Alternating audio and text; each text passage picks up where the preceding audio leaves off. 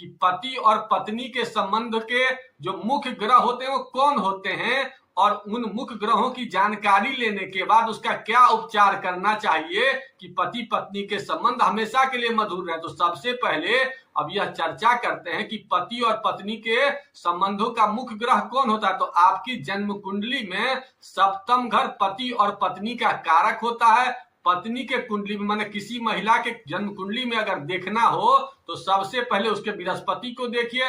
जिस भी लड़की का बृहस्पति अच्छा होगा और सप्तम भाव पर पाप प्रभाव नहीं होगा तो उसके जिंदगी जो होंगे वैवाहिक सुख अच्छी तरह से प्राप्त होगा। लेकिन जिसकी जन्म कुंडली में गुरु खराब होगा और सप्तम पर भी पाप प्रभाव होगा तो ऐसे में उसकी शादी तो हो जाएगी, और शादी के होने के बाद क्या होगा, पति अमेरिका में रहेगा और लड़की दिल्ली में रहेगी, या नहीं तो लड़की दिल्ली में है और पति उसका बंबई में है। इस प्रकार की संभावना देखने को मिलती है। इसके अलावा कभी कभी ये भी देखने को मिलता है कि पति पत्नी एक साथ अगर बैठे हैं तो पत्नी दूसरे रूम में है और पति दूसरे रूम में, इसका भी मुंह फुला हुआ है और उसका भी मुंह फुला हुआ है। तो इसलिए यह देखना पड़ता है जन्म कुंडली में किसी भी महिला के कि उसका गुरु का पोजीशन क्या है और सप्तम भाव का पोजीशन क्या है। इस दोनों को देख लीजिए और देखने के बाद निर्णय कीजिए कि आपकी जन्म कुंडली में कहां कहां खराबी है, और उस खराबी को देखने के बाद उसका सामान्य उपचार होता है जिसकी हम आगे चर्चा करेंगे।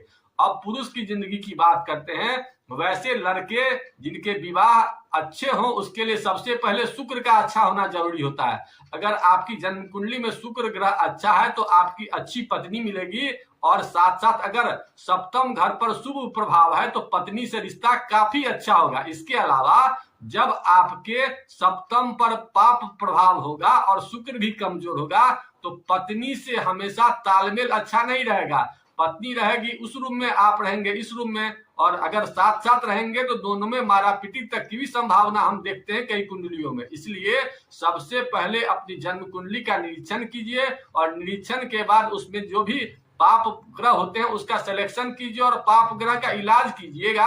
तो आप देखेंगे बहुत जल्द जो आपके परिणाम निगेटिव थे वो परिणाम शुभ में दिखेंगे। अब हम लोग को क्या क्या उपचार करना है इसकी चर्चा करते हैं, लेकिन इसकी चर्चा करने से पहले आप लोगों से एक नम्र निवेदन करना चाहूंगा कि अगर अब तक हमारे चैनल को आप लोगों ने सब्सक्राइब नहीं किया तो कर लीजिए। क्या करते हैं कि अगर आपका वैवाहिक रिश्ता अच्छा नहीं है तो क्या क्या कर सकते हैं। तो सबसे पहले महिला के लिए बताते हैं कि वैसी महिलाएं जिनके वैवाहिक रिश्ते अच्छे नहीं हैं, वर्तमान में अच्छे नहीं या पूर्व से ही अगर खराब हैं, तो सबसे पहले आपको अपने गुरु ग्रह को मजबूत करने की जरूरत है।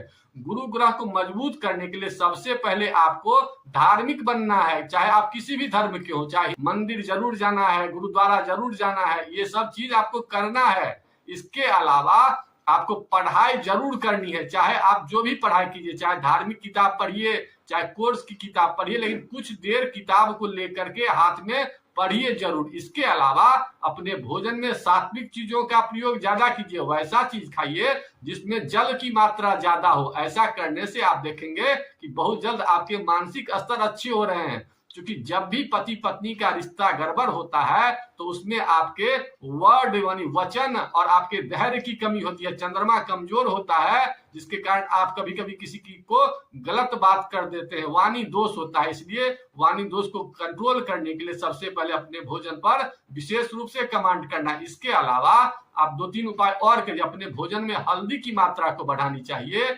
इसके अलावा अपने वास्तु में भी कुछ परिवर्तन करने की जरूरत है।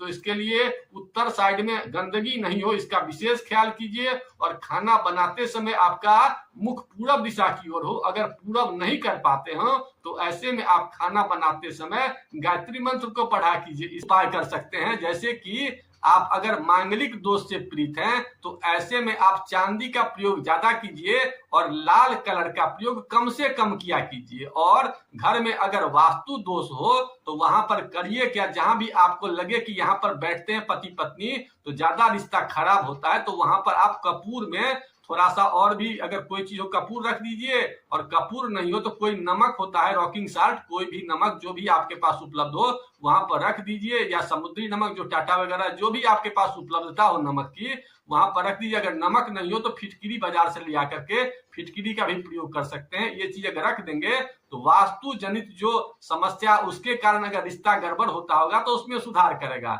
ये महिलाओं को ये उपाय करना है। और अगर ज्यादा परेशानी हो तो आप नारियल का भी एक लगे कि इस जगह पर हम पति पत्नी बैठते हैं तो ज्यादा झंझट होता है, तो वहां पर एक नारियल रख दीजिए और नारियल उस वास्तु दोष को वहां पे खत्म करेगा। इसके अलावा वैसे लड़के जिनको अपनी पत्नी से अच्छे संबंध नहीं है, तलाक की स्थिति पहुंच गई है या उनसे बार बार झंझट होता है, तो उसको क्या करना है, तो उस लड़के को शुक्र को मजबूत करना है। शुक्र को मजबूत करने के लिए सबसे पहले ऐसे लड़के को अपने को अनुशासन में रखने का प्रयास करना है, अपने आप को सजा के रखने का प्रयास करना है।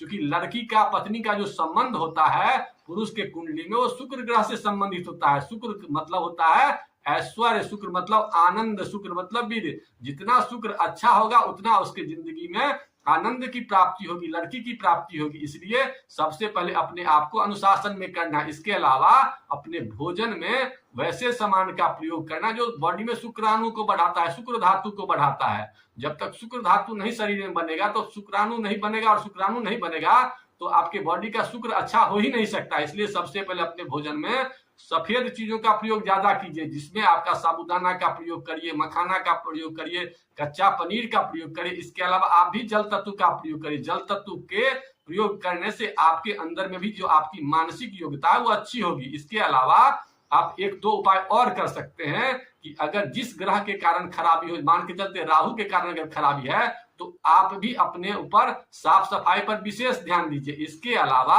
अगर आप शनि जनित अगर समस्या से पीड़ित है, शनि के कारण अगर समस्या हो रही है, तो ऐसे में आप देर रात जागना बंद कीजिए, मोबाइल का प्रयोग कम से कम कीजिए, और साथ साथ अपने शरीर में सुगंध की मात्रा को बढ़ाइए। सुगंध जो है ना जरूर से जरूर प्रयोग किया कीजिए। ये सब सामान्य उपाय अगर आप लोग करेंगे तो हम समझते हैं कि पति पत्नी का जो रिश्ता है बहुत जल्द मधुर होने वाला है। महिला के लिए एक उपाय हम भूल गए थे, उसको वो लिख लीजिए कि महिला को प्रयास ये करना है कि हमेशा अपने माथा पर दुपट्टा रखने का प्रयास करना है और बाल को खुला नहीं रखना है। ऐसे में क्या होता है कि राहु जनित समस्या के कारण बहुत ज्यादा रिश्ते खराब होते हैं। इसलिए हमारी महिलाओं से विनती है, अगर आपका पति से अच्छा संबंध नहीं है तो अपने बाल को बांध के रखा कीजिए, और संभव हो तो अपने माथा पर दुपट्टा वगैरह जरूर रखिए। और पुरुष जो लोग केतु ग्रह से पीड़ित हैं, राहु ग्रह से पीड़ित हैं, तो उन्हें अपने ससुराल का कपड़ा पहनना चाहिए और अपने भोजन का आखिरी टुकड़ा